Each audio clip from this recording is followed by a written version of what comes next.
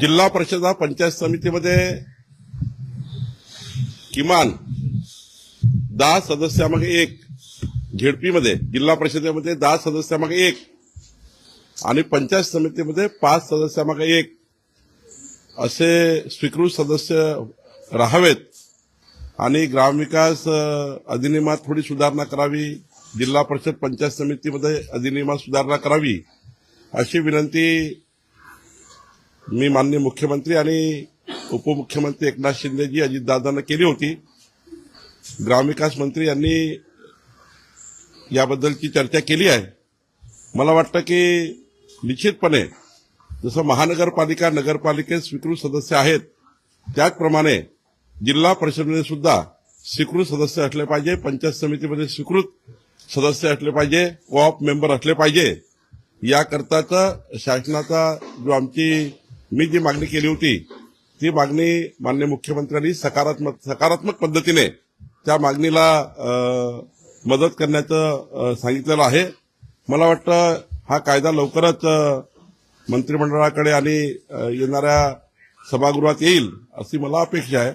पण हे तातडीनं करण्याची गरज आहे, कारण ग्रामीण भागातल्या अनेक लोकप्रतिनिधी जे आरक्षणामध्ये महिला आरक्षण असेल किंवा SC ST आरक्षण असेल त्या ठिकाणी मोठ्या प्रमाणावर लोकप्रतिनिधी चांगलं काम करत असतानाही, चांगले त्या ठिकाणी लोक असतानाही समाजामध्ये सर्व क्षेत्रात चांगले काम करणारे लोक आरक्षणाच्यामुळे राहून जातात. त्यामुळे त्यांनाही संधी दिली पाहिजे असा प्रस्ताव मी दिला होता. मला वाटतं याच्यामध्ये सकारात्मक निर्णय होईल. नाही, काही ठिकाणी आता महायुती झाली आहे, म्हणजे भाजपा सेना युती झाली आहे.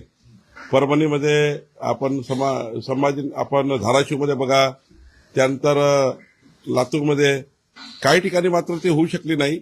संभाजीनगरमध्ये काही भागात झाली, काही एकाच तालुक्यात झाली नाही. तर मला असं वाटतं त्या भागातल्या नेत्यांनी बसून त्यामध्ये सकारात्मक चर्चा केली आहे. ज्या ठिकाणी शिवसेना भाजप युती होऊ शकते त्या ठिकाणी केली आहे. एका ठिकाणी मला वाटतं राष्ट्रवादी चर्चा धाराशिवमध्ये त्यांनी केली आहे.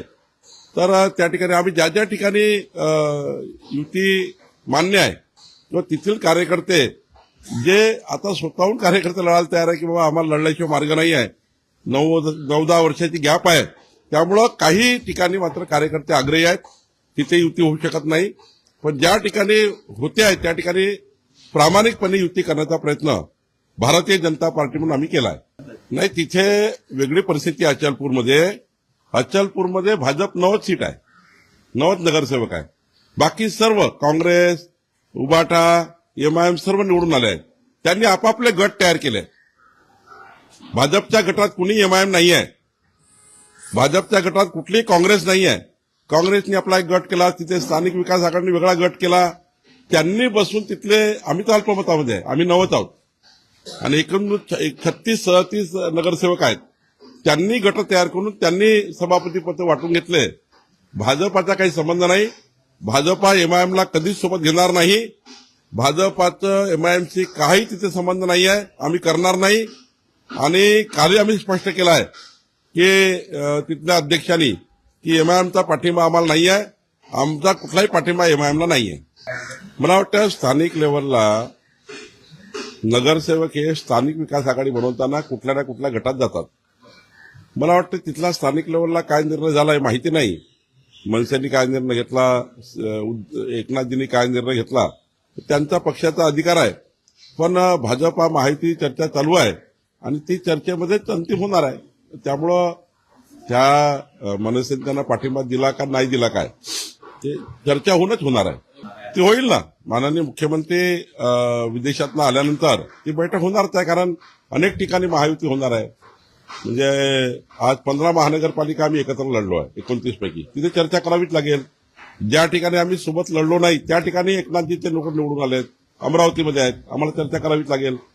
अकोल्यामध्ये आम्हाला चर्चा करावी लागेल. महाराष्ट्रात ज्या ठिकाणी युती नव्हती त्या ठिकाणी चर्चा होईल, युती होती त्या ठिकाणी चर्चा होणारच आहे.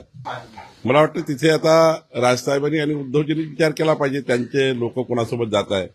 पण आमची भाजपा सेना युतीमध्ये आम्ही लढलेलो आहोत. आम्ही सरकार त्या ठिकाणी बसू. आमचे रवींद्र चव्हाणजी तिथले अध्यक्ष आहेत महाराष्ट्राचे आणि तिथले नेते आहेत. त्यांचा मतदारसंघ आहे, त्यामुळे तिथला निर्णय भाजपा सेना म्हणूनच बहुतेक होईल. त्यामध्ये कुठलाही मला वाटतं दुसरा विचार करायची गरज नाही. हायकोर्टाने जे काही टिप्पणी केली असेल किंवा हायकोर्टाने जे काही निर्देश दिले असेल किंवा हायकोर्टाने जे काही सूचना दिल्या असतील त्या आधारावर सरकारचं काम चालूच आहे. सरकार त्या पद्धतीने पुढची कारवाई करताच आहे. पण असं आहे की कधी कधी आरोपी नाही भेटत. आता आरोपी जर कॉन्टॅक्टमध्ये आहे तर पोलीस शोधून काढतील. मला वाटतं आज उद्या बघितलं पाहिजे हायकोर्टाचा निकाल आल्यानंतर किंवा हायकोर्टाने टिप्पणी केल्यानंतर आज उद्या सरकारकडे जी काही यंत्रणा आहे ती काहीतरी कारवाई करतील. ती बदलापूरची घटना प्रचंड गंभीर होती. त्यावर सरकारने तात्काळ दखल घेऊन ज्या क्रूर कर्मावर कारवाई केली. आता जो काही क्रूर कर्म असेल त्याच्यावरही सरकार म्हणून जे काही आमची ऍक्शन आहे त्याला सुटू नये, त्याच्यात अंतिम त्याला शिक्षा व्हावी, त्याला शासन व्हावं याकरता पोलीस आपलं काम करेल. पण निश्चितपणे घटना दुर्दैवी आहे. या घटनेमध्ये अजून जास्त कडक कारवाई करण्याचे त्या ठिकाणी गरज आहे आणि माननीय मुख्यमंत्री आणि शासन यामध्ये लक्ष टाकतीलच आणि आम्ही त्या ठिकाणी लक्ष टाकू. निवडून आल्यावर अतिउत्साहामध्ये असे त्या ठिकाणी स्टेटमेंट करणे, अतिउत्साहीपणा दाखवणे हे काही योग्य नाही. हे लोक निवडून आल्यावर पाकिस्तानचे ध्वज फडकवतात हे योग्य नाही. आणि अतिउत्साहीपणा करून या पद्धतीचं सामाजिक वातावरण, धार्मिक वातावरण झेंड्याचा आधार घेऊन भडकवणे आणि या ठिकाणी आम्ही हिरवा करू, आम्ही हे करू, आम्ही ते करू या पद्धतीचं वातावरण तयार करणे योग्य नाही आहे. एखादी निवडणूक जिंकल्यावर अतिउत्साह जो असतो तो त्याचे प्रतीक दिसत आहे. त्यामुळं असे उत्साह फार काळ टिकत नाही. दावोस हे आपल्याला माहिती आहे की आंतरराष्ट्रीय लेवलचं असं केंद्र आहे ज्या केंद्रामध्ये ज्या दावोसमध्ये या कराराच्या माध्यमातून अनेक देश त्या ठिकाणी येतात, भारतही जातो आणि अशा ठिकाणी करार होणे, त्या ठिकाणी महाराष्ट्राने 30 लाख करोड रुपये हे या महाराष्ट्राच्या गुंतवणुकीकरता आणणे, खरं तर सर्व विरोधी पक्षाच्या नेत्यांनी खुल्या मंचावर येऊन माननीय मुख्यमंत्री देवेंद्र फडणवीसजींचा सन्मान केला पाहिजे. एकीकडे रोजगाराच्या बोंबा मारतात आणि दुसरीकडे मुख्यमंत्र्यांनी एवढं मोठं कर्तृत्व केलं आहे, एवढं मोठं कर्तव्य उभं केलं आहे, त्यांना मात्र क्रिटिसाइज करणे, महाराष्ट्राची पद घालवणे आणि या पद्धतीच्या शंका कुशंका निर्माण करणे, घरी बसला टोमणे मारणे हे काही योग्य नाही. मी महाराष्ट्राच्या 14 कोटी जनतेच्या वतीने माननीय मुख्यमंत्री देवेंद्र फडणवीसजीचा बेरोजगार मुलाकडनं, राज्याच्या जनतेकडनं आभार मानतो. या राज्याला 30 लाख कोटी रुपये, 30 लाख करोड रुपयाचे जे इन्व्हेस्टमेंट या राज्यामध्ये येते आहे ही या ठिकाणी खरीखुरी इन्व्हेस्टमेंट आहे. मागच्या वेळी 16 लाख कोटी रुपयाची इन्व्हेस्टमेंट आली होती, त्यावेळी ती प्रत्यक्षात उतरली. आता मात्र जे 30 लाख कोटी रुपयाची जे इन्व्हेस्टमेंट येणार आहे ती इन्व्हेस्टमेंट या राज्याकरता, विकसित महाराष्ट्राकरता महत्वाची आहे. विरोधकांनी जाहीर सत्कार देवेंद्र फडणवीसचा करावा, एकट्यात करतात, एकट्यात शुभेच्छा देतात त्यांना, पण जाहीरपणे महाराष्ट्राच्या जनतेसमोर त्यांनी देवेंद्र फडणवीसजींची आता सत्कार करावा अशी माझी सूचना त्यांना आहे. ते करणार नाही हे मला माहिती आहे, पण महाराष्ट्राची 14 कोटी जनता मात्र देवेंद्र फडणवीसजीच्या या कर्तृत्वाला सलाम करते आहे. माननीय देवेंद्रजींनी केलेलं कार्य हे या महाराष्ट्राच्या यापूर्वीच्या कधी शासन काळात झालं नाही. 30 लाख कोटी रुपयाचे करार होणे आणि महाराष्ट्राला मजबूती देणे यालाच खऱ्या अर्थाने जे कर्तृत्व देवेंद्रजींनी केलं आहे महाराष्ट्राकडनं, त्यांना मी खूप खूप त्यांचे आभार मानतो. मुख्यमंत्री मुंबईतल्या कंपन्यांसोबत तिकडे दाऊसमध्ये जाऊन करार करत असतील तर वांद्र्यासाठी आता मी दाऊसमध्ये जाईल आणि वांद्र्यासाठी तिथे जाऊन कोणी म्हटलं असं आदित्य राठोड तिकीट काढून देऊ त्यांची, त्यांना पाहिजे तर बांद्रामध्ये कुठे जायचं, देशात विदेशात जाऊन या, आणा ना. त्यांना काही मनाई थोडी केली आहे. गरज पडतं आम्ही तिकीट काढून देऊ, त्यांना काही चांगलं होतं तर महाराष्ट्राचं.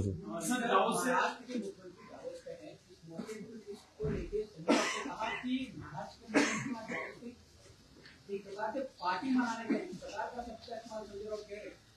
तो संजय राउत को क्या बीमारी आपको मालूम है? तो दिमागी इस प्रकार से दिमाग की हालत खराब करना योग्य नहीं है। इस प्रकार से दिमाग की हालत खराब करते हैं। भाई देखिए, देश के इतिहास, महाराष्ट्र के इतिहास में पहली बार देवेंद्र फडणवीस जी ने 30 लाख करोड़ रुपया का इन्वेस्टमेंट लाया है। डावोस ऐसा केंद्र है जहां पूरे देश के लोग आके, विश्व के सारे देश के लोग आकर वहां बिजनेस सेंटर वहां पर है। और इस प्रकार का इन्वेस्टमेंट महाराष्ट्र को मिलता है, महाराष्ट्र की मजबूती होती है और जो इन्वेस्टमेंट महाराष्ट्र में आता है वो इम्प्लीमेंट होता है। महाराष्ट्र की 14 करोड़ जनता देवेंद्र जी का आभार व्यक्त करती है। हम सारे लोग देवेंद्र जी ने किया हुआ कर्तृत्व कार्य, ये महाराष्ट्र की जनता के लिए ऐसा कार्य है जो आने वाली पीढ़ी और आने वाले जो बेरोजगार लोग हैं, हमारे महाराष्ट्र को मजबूती देनी है, जीडीपी बढ़ाना है, इसके लिए बहुत महत्वपूर्ण है। और ऐसा कार्य करने के बाद इतना बड़ा महाराष्ट्र को आज जो भेंट मिली है, इसके बाद अपोजिशन लोगों ने उनका खुले रूप से सत्कार करना चाहिए। संजय राउत और सारे लोगों ने अंदर से करते हैं, शुभेच्छाएं देते हैं, लेकिन खुले रूप से सत्कार करना चाहिए कि देवेंद्र जी ने कार्य किया है। वो करेंगे नहीं, लेकिन महाराष्ट्र की 14 करोड़ जनता देवेंद्र जी ने किया हुआ कार्य, 30 लाख करोड़ रुपए का इन्वेस्टमेंट जो देवेंद्र जी ने लाने का प्रयास किया है, मैं महाराष्ट्र की जनता की ओर से हृदय से देवेंद्र जी का आभार व्यक्त करता हूं कि मजबूत महाराष्ट्र के लिए, विकसित महाराष्ट्र के लिए माननीय देवेंद्र जी ने किया हुआ ये कार्य महाराष्ट्र की जनता इतिहास में याद रखेगी। ये कार्य विकसित महाराष्ट्र के लिए किया गया है। और जिस प्रकार से देवेंद्र जी ने पूरे आज देशों में और आजू बाजू के सारे बिजनेस, जो भी व्यवसायिक है, जो कंपनीज है, इसमें जो कारपोरेट में जो एक उन्होंने अपना कॉन्फिडेंस तैयार किया है कि महाराष्ट्र में आकर उनको जमीन मिलेगी, पानी मिलेगा, रास्ता मिलेगा, इंफ्रास्ट्रक्चर मिलेगा, बिजली मिलेगी। यहाँ का इन्वेस्टमेंट आने के बाद सस्ते में सारे उत्पाद तैयार किए जाएंगे, अच्छा क्लाइमेट मिलेगा। ये सारा कमिटमेंट देवेंद्र जी ने किया है। सिक्योरिटी का कमिटमेंट किया है, बिजली का कमिटमेंट किया है, वाटर सप्लाई का कमिटमेंट किया है, इंफ्रास्ट्रक्चर का कमिटमेंट किया है, जगह जो देना चाहिए, लैंड देनी चाहिए, वो कमिटमेंट किया है। जब ऐसा फ्रेंडली वातावरण देवेंद्र जी ने पूरे दावोस में रखा, तब जाकर ये सारा इन्वेस्टमेंट आया है। ये गुंडा राज वाला महाराष्ट्र नहीं है। अब महाराष्ट्र में इन्वेस्टर क्यों आ रहे हैं? क्या बहुत बिजनेसमैन को बिजनेस के लिए और व्यापार के लिए एक अच्छा क्लाइमेट महाराष्ट्र में मिल रहा है और महाराष्ट्र ही आज आगे जाने की उम्मीद है। महाराष्ट्र ही बिजनेस को आगे ले जा सकता है। कारपोरेट में बहुत ज्यादा फैसिलिटी महाराष्ट्र में मिल सकती है। और जिस प्रकार से इंडस्ट्री के लिए हमने पॉलिसी बनाई है, आज जिस प्रकार से अलग अलग क्षेत्र के लिए हमारे महाराष्ट्र में पॉलिसी बनी है, वो पॉलिसी मजबूत पॉलिसी है। और जो महाराष्ट्र की गवर्नमेंट ने पॉलिसी बनाई है, उस पॉलिसी को देखकर ये सारा कारपोरेट महाराष्ट्र को अपना सेंटर बना चुका है।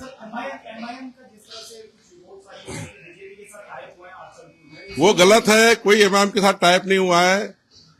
वहां बीजेपी केवल 9 पार्षद है, बीजेपी 9 पार्षद है, बाकी 36 पार्षद अपोजिशन पार्टी के है, कांग्रेस के, एमआईएम के, सब लोग अलग अलग है। हमने सरकार में उनका कोई सपोर्ट नहीं लिया है। हमारा नगराध्यक्ष डायरेक्ट चुन के आए जनता से।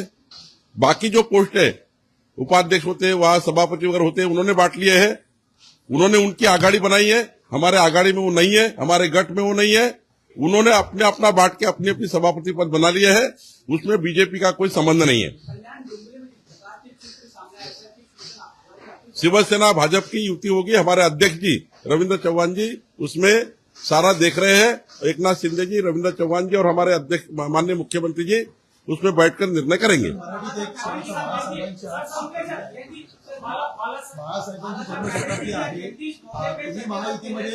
पूर्वीपासून काम करत होता, काय भावना आहे, त्यांच्या संबंधित काय आठवण आहे तुमच्या? हिंदू हृदय सम्राट बाळासाहेब ठाकरेजी यांच्या जयंतीनिमित्त मी हृदयातून महाराष्ट्राच्या जनतेच्या वतीने त्यांना वंदन करतो, अभिवादन करतो। आणि बाळासाहेबांचे विचार हे आमच्या सर्वांसाठी, आमच्या जीवनाकरता, आमच्या रोजच्या व्यक्तिगत जीवनामध्ये आणि आमच्या सामाजिक जीवनामध्ये आणि सर्व क्षेत्रामध्ये महत्वाचे आहेत. त्यांच्या जीवनचरित्रावर जर आम्ही आमचं जीवन काढलं तर त्यातमधला एक टाचणीभर सुद्धा आम्ही घेतला, बाळासाहेबांच्या जीवन कार्याचा टाचणीभर सुद्धा भाग आम्ही स्वीकारला, तर महाराष्ट्राला मजबूती देण्याचं एक मोठं कार्य आमच्याकडनं होऊ शकतं. हिंदू हृदय सम्राट बाळासाहेबांचं जीवन म्हणजे एक स्वच्छ, पारदर्शी, प्रामाणिकपणाचं जीवन जे आम्ही बघितलेलं आहे. आमच्यासारख्या कार्यकर्त्यावर बाळासाहेबांच्या जीवनाचे जे या ठिकाणी पडसाद आहे, हे पडसाद आम्हाला सर्वांना चांगलं काम करण्याची ऊर्जा देतं. आणि त्यामुळं मी हिंदू हृदय सम्राट बाळासाहेब ठाकरेजींना खूप खूप अभिवादन करतो आणि त्यांना नमन करतो.